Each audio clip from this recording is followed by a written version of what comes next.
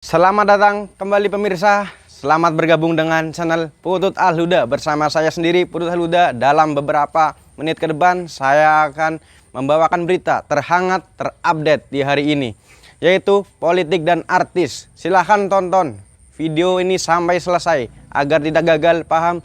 Salam waras, salam NKRI. Dulu tunduk kini serang balik Ferdy Sambo, Ridwan Soplanit ngaku diprank hingga karir hancur. Mantan Kasat Reskrim Polres Metro Jakarta AKBP Ridwan Soplanit merupakan salah satu orang yang mendatangi rumah Ferdy Sambo usai peristiwa penembakan terhadap Brigadir J pada 8 Juli 2022 lalu. Karena itulah Ridwan Soplanit menjadi salah satu saksi yang cukup penting dalam kasus ini.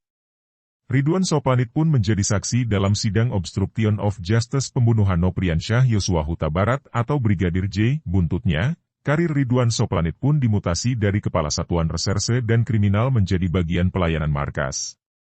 Dalam kesaksiannya, Ridwan kerap mengungkap beberapa hal yang mengejutkan dan terkesan menyerang balik Ferdy Sambo. Apa saja kesaksian Ridwan Soplanit tersebut?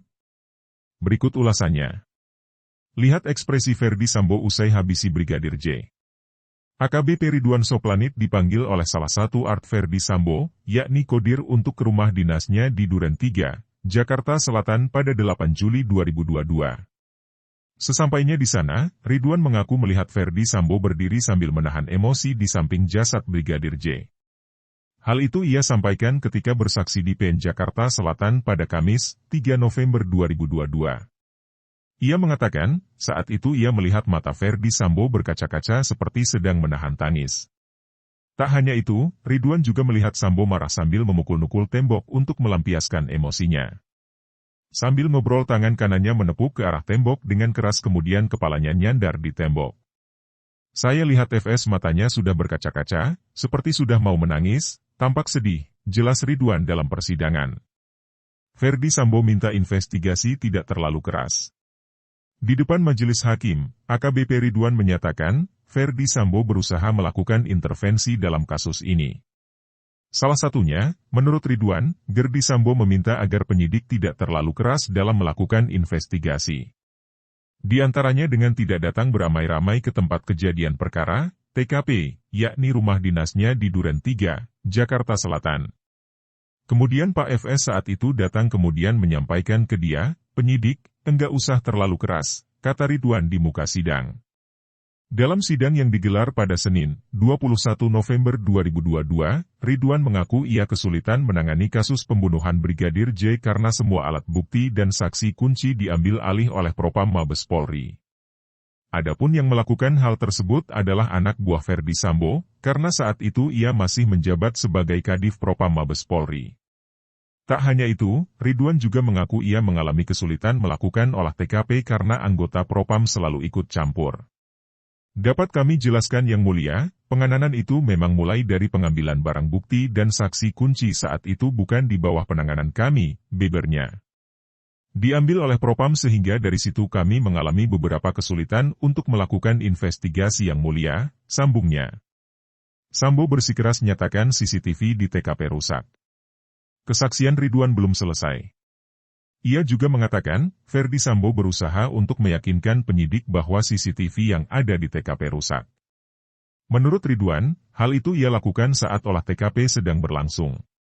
Ia menambahkan, saat olah TKP, penyidik memang fokus pada sejumlah barang bukti, di antaranya CCTV, ponsel dan senjata api di lokasi kejadian. Tapi pada saat kami pengecekan CCTV, Pak FS, Ferdy Sambo, waktu itu mondar-mandir, terus dia menyampaikan CCTV ini sudah rusak saat itu, ujar Ridwan. Meski Ferdy Sambo mengatakan hal tersebut saat olah TKP, Ridwan tetap memeriksa CCTV namun pengambilannya dilakukan secara bertahap. Tegas nyatakan Sambo penembak Brigadir J. Dalam sidang yang digelar pada Senin, 21 November 2022, AKBP Ridwan Soplanit dengan tegas menyatakan bahwa Brigadir J dieksekusi oleh Baradae dan Ferdy Sambo. Pernyataan itu keluar ketika majelis hakim mencenar Ridwan perihal siapa yang menembak Brigadir J pada 8 Juli 2022. Oleh siapa ditembak, tanya hakim. Oleh Baradae dan FS, Ferdy Sambo, Yang Mulia, jawab Ridwan dengan tegas. Tak hanya itu, Ridwan juga mengatakan kalau di rumah dinas Verdi Sambo ia menemukan adanya 10 selongsong peluru yang tersebar di beberapa titik. Di antara 10 peluru tersebut, 7 diantaranya ditembakkan dan menembus tubuh Brigadir J. Mengaku diprank. Ridwan mengaku, sejak awal kasus ini mencuat, ia tidak tahu telah dikelabui oleh Verdi Sambo yang saat itu masih menjabat Kadif Propam Polri. Hal ini disampaikannya saat menjadi saksi dalam sidang pembunuhan berencana Brigadir J dengan terdakwa Baradae, Bribka Riki Rizal dan Kuat Maruf di Pengadilan Negeri Jakarta Selatan, PN Jaksel, Senin, 21 November 2022. Awalnya, Ridwan ditanya oleh pengacara Kuat Maruf terkait detik-detik dirinya tiba di TKP. Ia ditanya apa saja yang dilihatnya setibanya di rumah dinas Verdi Sambo tersebut. Terkait pertanyaan itu, Ridwan menyebut melihat ada 4 orang yang berdiri di garasi, yakni Yogi, Adzan Romer, Richard Eliezer dan Kuat Maruf. Saat itu, kata Ridwan, dirinya belum kenal dengan keempat orang tersebut.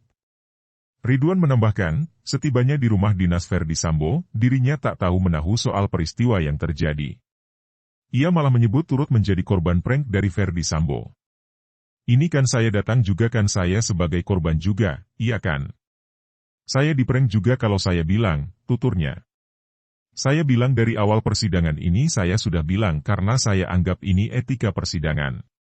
Saya menceritakan bukan meyakinkan hakim tapi saya sebagai saksi mewakili institusi menceritakan fakta, jelas dia.